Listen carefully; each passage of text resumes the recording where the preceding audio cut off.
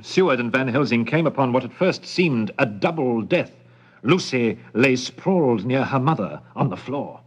Van Helsing, taking Lucy's wrist, announced, "A faint pulse, a very faint one. Lucy is alive, but only an immediate transfusion can save her. Where can we find a donor? This time, this quickly." As if in answer, the door opened and Quincy Morris stepped in. Morris, a chap of cheerful fatalism, spoke with his normal, unaffected abandon. "Why, hello there. I'm Quincy Morris, wartime friend of Arthur Homewood, and, I say, what goes on here?" Van Helsing was equally as blunt. "Young man, roll up your sleeve if you wish to save your friend's fiancée." Quincy talked through the entire transfusion, and even when it was over, his chatter continued. 4 times in 10 days, you say? New blood poured into Lucy's veins? Well, what took the blood out? Van Helsing clapped his hands joyfully. "Ha, ha, ha! A sharp young man who to the point comes. It is not anemia or any physical ailment, but it's a person. One who... But no. I cannot yet shock you with the real truth, not until we see if there is any change in Lucy's condition." On September the 20th, a sudden, dramatic, and unbelievable change in Lucy occurred. First, her teeth grew sharper and longer and overlapped her lower lip. Second, her lips took on a more snarling shape, and finally, her eyes squinted with an evil cast. Van Helsing pointed out the changes and noted that the 2 throat wounds were gone, healed, and for the first time, Van Helsing recognized his defeat. Sadly, he told them, "She is dying the wrong way. Quincy, bring Arthur here for the end. After that, we will face a bigger battle than just saving her life." Quincy, popping with curiosity, tried to interrupt, was pushed from the room by Van Helsing.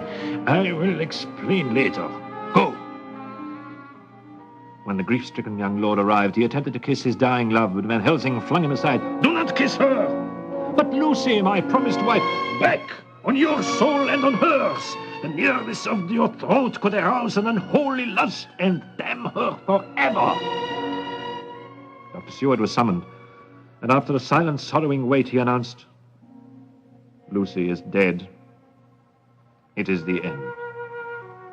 But Van Helsing, with a shocking lack of propriety, contradicted the good Dr. Seward. "No, it is not the end for her, but it is the beginning. Now we must save her."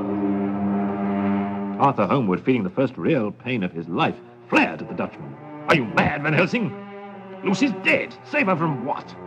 "Save her from a second life, as one of the undead."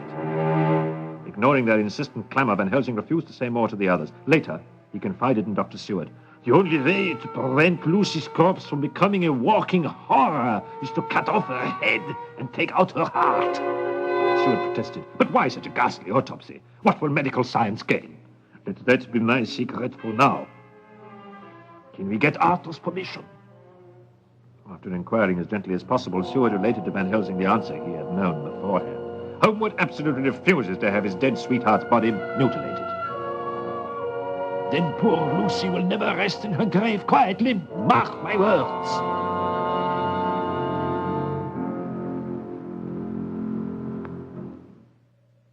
Pell-mell record! Hampstead horror strikes again!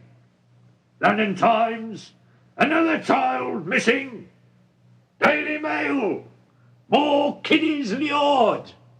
Exeter Express, strange woman suspected. Westminster Gazette, special edition, another child lured by bloofer lady. Missing overnight, boy dazed when found, seemed uninjured.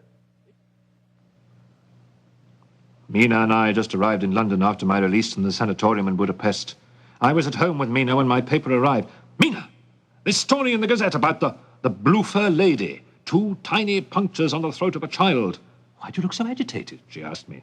"It reminds me of Transylvania and Castle Dracula, the nightmare I lived there." No, you are not to think of those things, my dear. You promised." And I tried my best not to.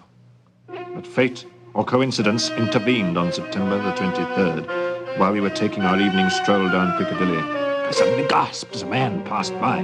Mina, her arm through mine, sensed my shock. "Jonathan, dear, what's wrong?" "It's Dracula."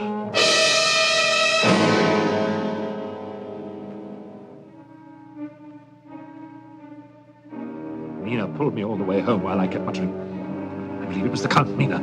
I believe it was Count Dracula. That scar. That terrible scar. But so young. So young. Oh, if I only knew. If I only knew."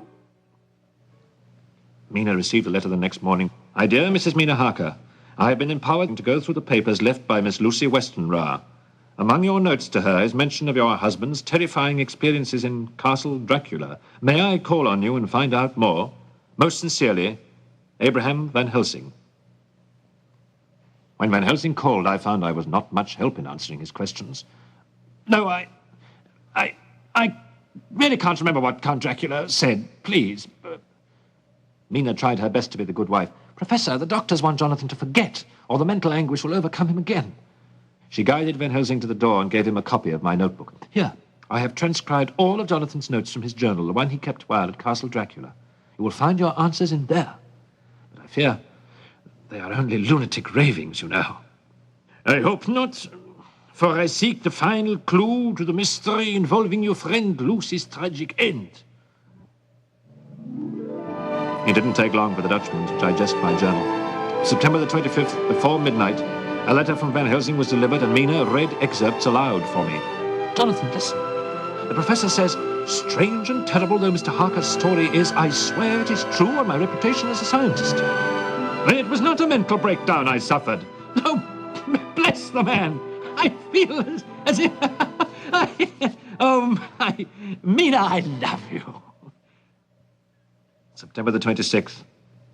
Van Helsing dropped in again, this time with Dr. Seward, and I related my Piccadilly experience. "But how could it be Count Dracula?" I asked. "So much younger looking." That is the keynote, Herr Harker. That is the keynote. And the answer not only to poor Lucy's fate, but..."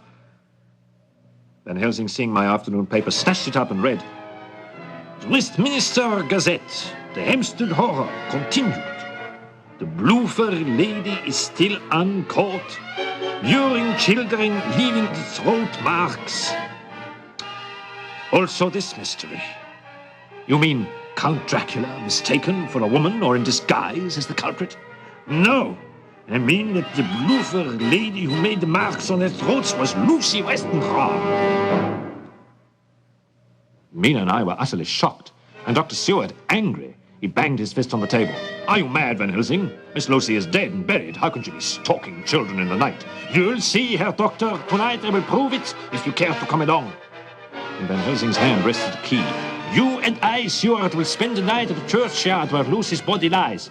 Arthur Homewood gave me the key to unlock her tomb. We shall open it and see."